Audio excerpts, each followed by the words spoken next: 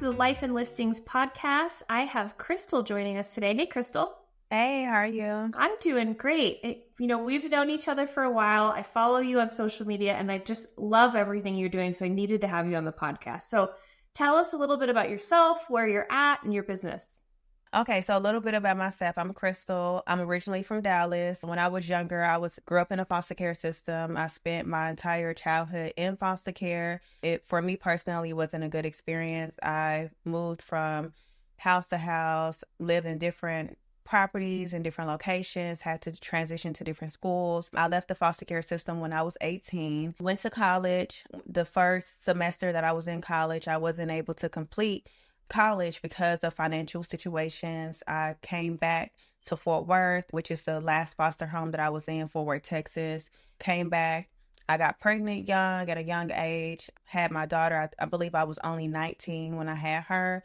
When I had my daughter, that moment for me was a really important moment because literally in the hospital, when I was holding her in my arms, I told myself that I now have, somebody else to live for. Mm-hmm. When I went to college and I had to leave after the first semester, it was very discouraging. It was a big letdown. So I ended up just kind of staying at home and, got pregnant. When I had my daughter, to make a long story short, that was the moment that I said, I have to, figure out a way for her, Mm-hmm. And so I went to school and I had her in December. I went back to college in January at Tarrant County Community College. Fast forward, I did graduate with 4 college degrees. I was very motivated to just not have my kid grow up in the same environment that I did. So I went off to school. I graduated. In my 20s, I did a lot of work for kids in foster care and advocacy work, things like that, worked in the court systems. And I am a mother of 4. I'm a wife. When I had my most recent daughter, which is my baby girl, I prayed and I asked God to give me some direction of what I could do to be able to still provide for my family, but without sacrificing so much time at a 9-to-5 because it was very demanding working a 9-to-5. Mm-hmm. So when I had my youngest daughter, God told me to become a landlord. And that's how I got into real estate. So, of course, it's so much in between, but that's a little bit about myself. Today, I am a real estate broker. I do own a real estate firm in Arlington, Hamilton Realty Group. I manage a team of agents, and I do heavily invest in real estate as well, too. I fix and flip. I have buy and holds. I do property management for my own units and things like that. And I also teach people how to invest in real estate. You've got a lot. So that's a little bit about myself. You've got a lot going on. Yes, I do. Isn't it just amazing what having kids motivates you to do? Absolutely. I know everyone knows kids are life-changing, right? But they really are truly life-changing. It's why I started my business too. It's like I had my kid. I was like, wow, a 9-to-5 is not going to work for me anymore. I won't do this. I need to be more present. So you went back to college. You decided to be a landlord. How did you get into your first property? Where did that come from? So, and I do agree that kids, for me, again, I have 4 kids. So my first child, that motivated me to go to college and just don't give up on life because I didn't want her to go through anything that I went through. Yeah. And my most recent child is that when I was with her on maternity leave, I was out on maternity leave and I was home and I was just thinking, I was like, man, this feels good, being on maternity leave and being able to have the opportunity to be at home with my child and just away from work, and just being able to have those moments. My first 3 kids, I didn't have that opportunity to do that. So the first 3 kids that I had, I didn't have a maternity leave. My youngest daughter, I did. So that was the first time that I really felt like I had a chance to just pause and breathe and just, I wasn't go, go, go, go.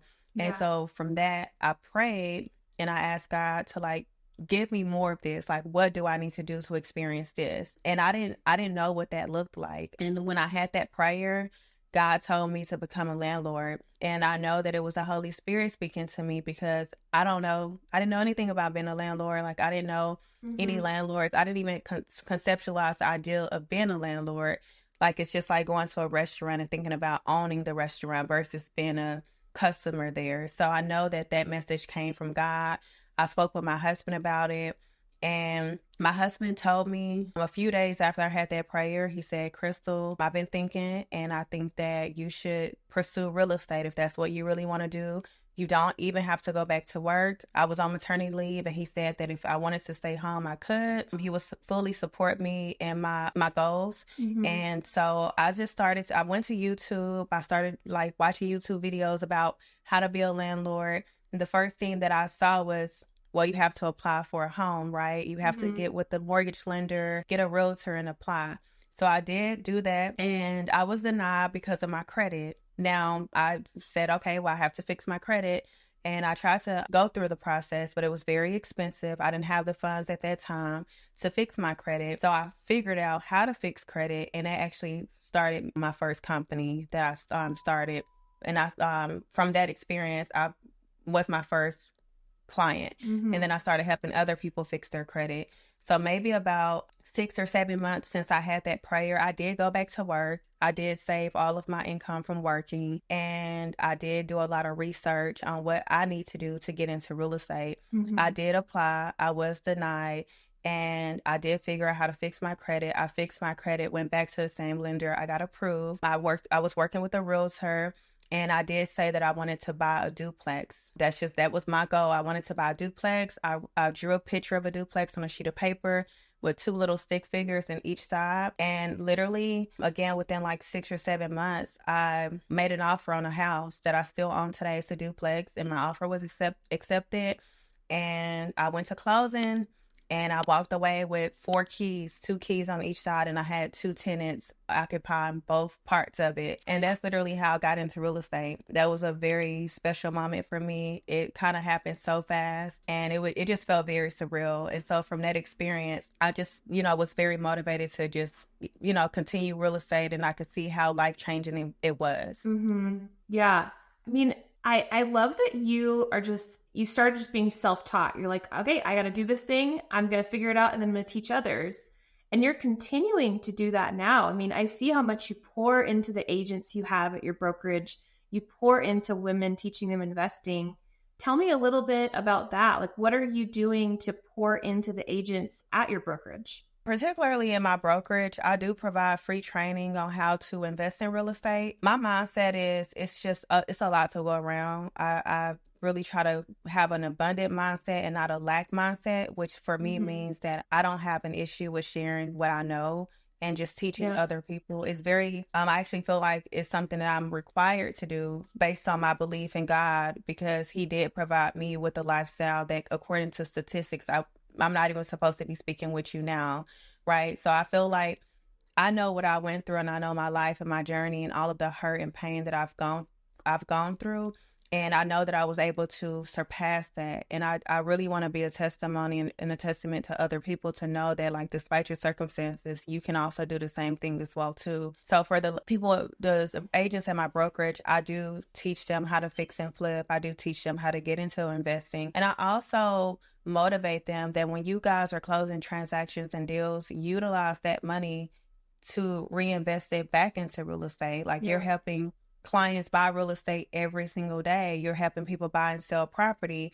But do you understand the long-term wealth benefit that you can also have as investing in the same real estate that you're selling every single day? Yeah. So I do provide that to my agents for sure. So important. And I don't see that enough in the real estate space, where we're helping all of these people buy and sell, right? But are you thinking about where you can be investing that? Do you have that like nest egg where that you can find that deal? And I think it is so important, whether it's real estate or just investing in general, teaching our agents at the brokerage we manage that they could do more with that is so important. And then you're teaching other people to invest in real estate too, right? I think you've got some online classes and in-person stuff that you're doing. Yes, I started teaching people how to invest in real estate like a few years ago. So I do courses. I don't do classes like super consistent for, I guess, people outside of my brokerage. But when I have the time, really, then I will do that. I've done fix and flip workshops where I have invited people to physically come to one of my properties that I'm flipping, Mm-hmm. and I teach them in person and show them in person, like, this is a real property. I'm not just a woman behind a computer on a screen. I'm actually doing this in real life. You can see it and you can be a part of this experience. That further motivates people as well too. And the courses were only like $100 to attend, and they just walked away with the wealth of information. Yeah. So I teach that, and then again, like teaching people how to purchase real estate and buy and hold, and also how to acquire real estate in different ways outside of traditional methods, such as subject to credit financing and things like that. Amazing. We kind of talked earlier about success stories that you've seen, and really the main success you've seen is just giving people the confidence, mainly women, right? The confidence to start investing.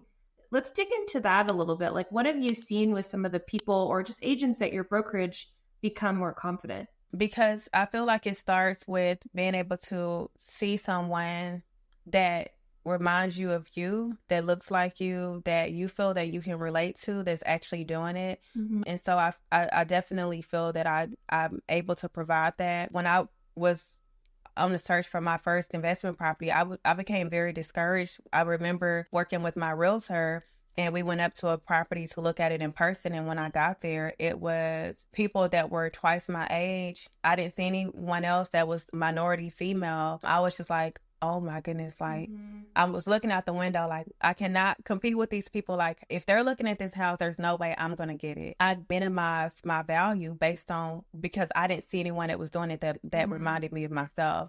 So being able to share with people and being able to be an example, I think that's what I provide to, my students, and just giving them the confidence to know that this is possible.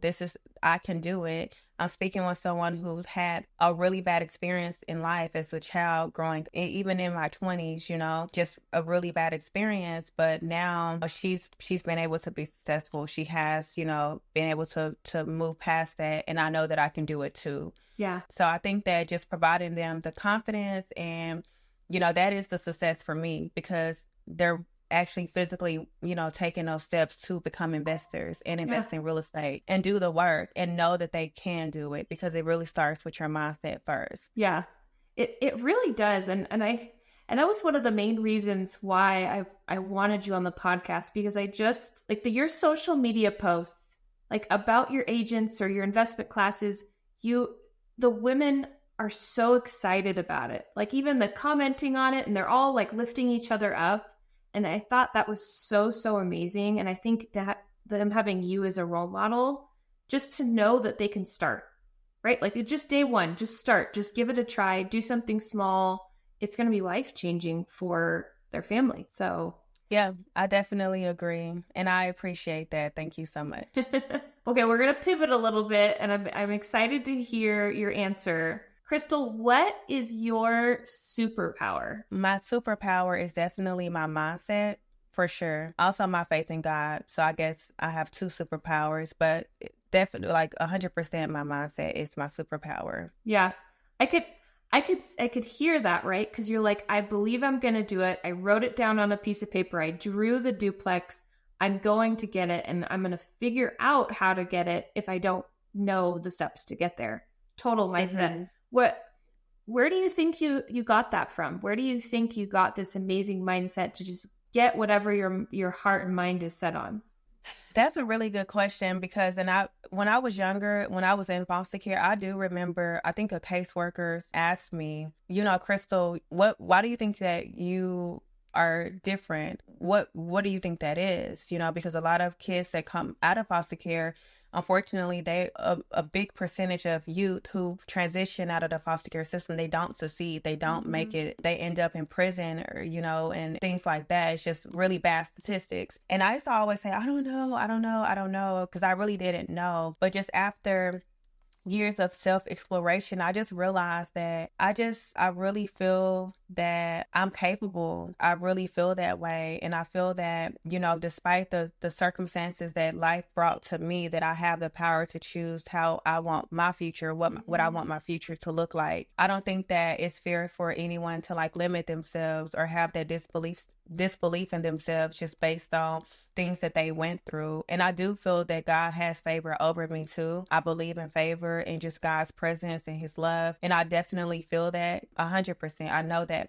for a fact. And I know that God also I didn't go through the things that I went through for nothing. Mm-hmm. And so I just refuse to be a victim, and I refuse to be a product of my environment. So it's just my mindset. And I'm very thankful to God that I have that mindset, because I know for sure that it's brought me to where I am today. 100% it has. 100%. And you're going to change so many other people's lives for the better because of your mindset. So I love it. Thanks for, Krystal, this has been amazing. Thank you so much for sharing with any even broader audience than before. And thanks for joining the Life and Listings podcast today, and hope to see you again soon. Thank you so much. And I appreciate you having me. Thank you. Bye.